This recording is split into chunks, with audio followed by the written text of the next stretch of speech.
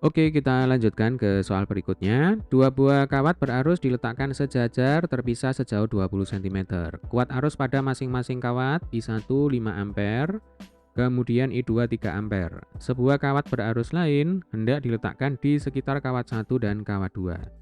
Agar kawat tersebut tidak merasakan gaya magnet, kawat seharusnya diletakkan sejauh. Jadi ceritanya kita punya 3 buah kawat. Jadi ya. Ini adalah kawat 1, kemudian yang ini adalah kawat 2. Nah, kawat 3 itu harus kita letakkan di mana? Supaya apa? Supaya tidak merasakan gaya magnet.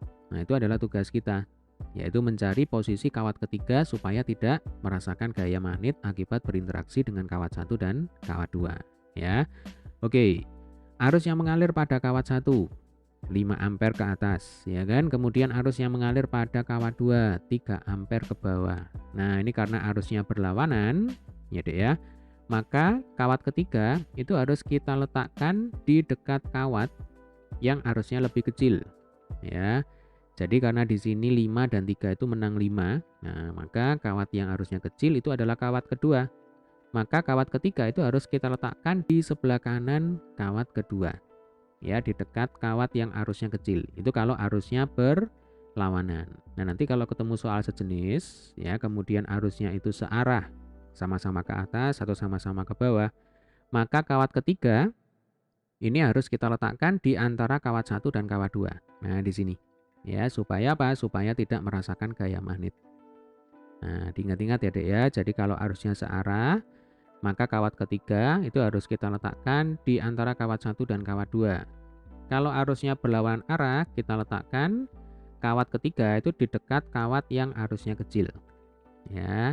Oke, untuk arah arus I3 ini bebas, suka-suka kita.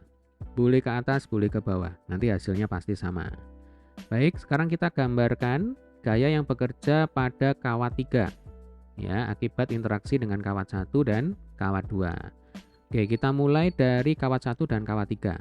Nah, kita ingat kalau ada dua buah kawat arusnya itu berlawanan arah, ya, satunya ke atas, satunya ke bawah, maka akan timbul gaya Lorentz yang sifatnya adalah tolak-menolak. Ya, jadi kawat 1 akan ditolak oleh kawat 3, kawat 3 ini akan ditolak oleh kawat 1.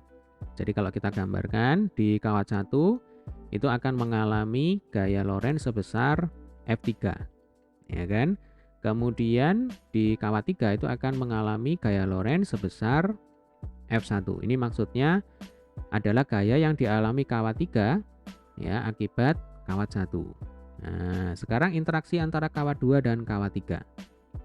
Arusnya ini kebetulan searah, ya, sama-sama ke bawah.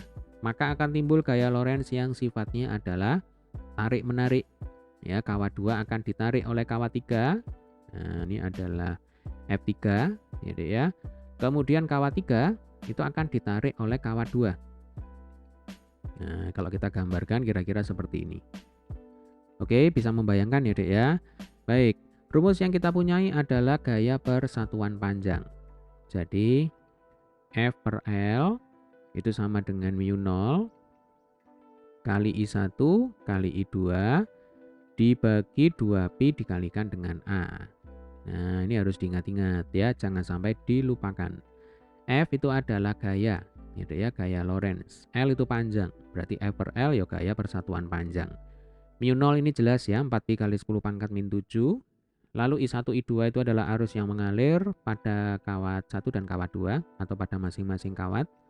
A itu adalah jarak antara kedua kawat. Oke, berarti di sini kita sesuaikan F2 ini kita jadikan F2 per L, F1 ini kita jadikan F1 per L.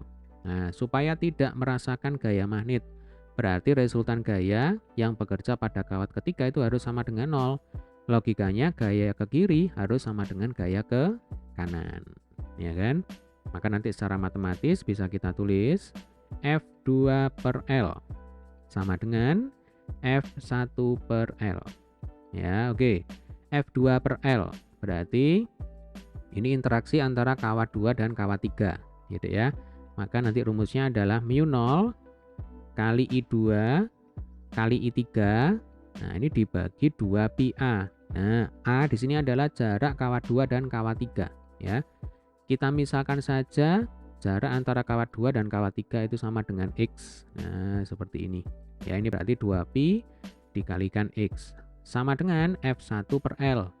Interaksi antara kawat 1 dan kawat 3. Berarti nanti rumusnya adalah mu0 kali I1 kali I3, ya kan? Dibagi 2pi. Nah, jarak antara kawat 1 dan kawat 3 itu adalah 20 plus X. Ya kan? Ini 20, yang ini X. Berarti dari sini ke sini 20 plus X. Nah, sampai sini bisa dipahami ya, Dek ya. Baik, yang bisa kita coret, kita coret. Mu0 ini kita coret dengan mu0. 2pi kita coret dengan 2pi. I3 ini juga bisa kita coret. Nah, tinggal kita masukkan angkanya sekarang. Untuk I2, ya, I2 sama dengan 3 ampere, berarti 3 per X, ya kan?